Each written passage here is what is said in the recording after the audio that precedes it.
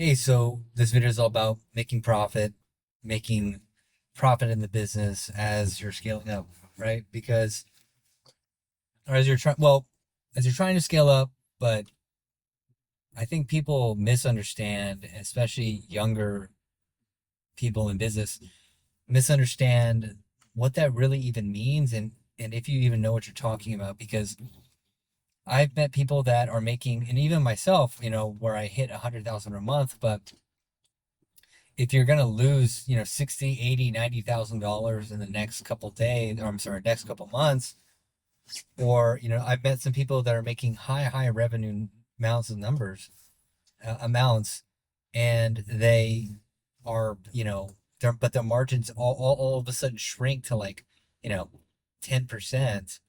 Um, they're barely netting anything. Then what's the point? And I think we all kind of have to kind of understand how to get there in our own way because it's so difficult because it's so contextual, but at the same time it's so simple because it's all based around. I've talked about this before, but it's just two things, which is selling as much as you can, and getting as many clients results as you can, and hopefully I can help somebody with this, but you work on those two problems for your business to increase scale your business. But then you also have to um, the way you profit really is obviously you lower the expense as much as you possibly can. Expense your labor and how much you pay to deliver that result to somebody. What makes marketing agencies so difficult, in my opinion, is that there's high competition for every single offer you could possibly do, whether it's web design or video or funnels or whatever. And that's why people say to niche. But let's be real, okay? A lot of times you don't have enough runway. People are just trying to survive out here. And you don't have enough runway to niche down, like ultra niche down, right? And if you're doing this full time, you got to make money. You got to survive. So sometimes you have to take jobs that you have to take because you have to take it for cash flow purposes. And that's just being realistic. Now, the money is, of course, in the systemization and the niching of each product or service that you utilize or that you do. But that's an ongoing process that you have to figure out. And something I'm currently figuring out as well, or refiguring it out, you know, because and now how do you deliver the result faster? You develop systems that allow you to develop this, to do it faster. And of course, you have amazing people that can deliver it faster, right?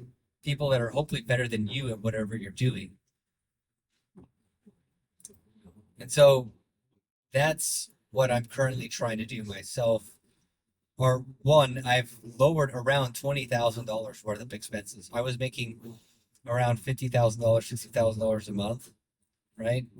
And I've dramatically lowered the amount of expenses, so it's a lot easier to work with and make. But and the other thing is that I've also lowered my lifestyle in terms of rent as well. It's like you definitely like you it's if you are scaling up, you have to be very careful that you have both sides of the equation in place, that you truly know how to acquire clients in a systematic way, and you truly know how to satisfy clients in a systematic way at scale, at each stage of the scale for a long time. You know what I mean? For at least a couple of years, so that you have safety in what you do, right?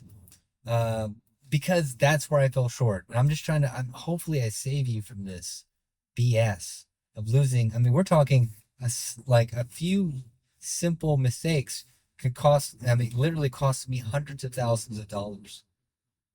And it can also bankrupt the business. And after doing just absolute badass numbers, I mean, almost hitting, we almost hit 1 million last year. And that was basically slashed in half intentionally in a way, but also unintentionally in another way.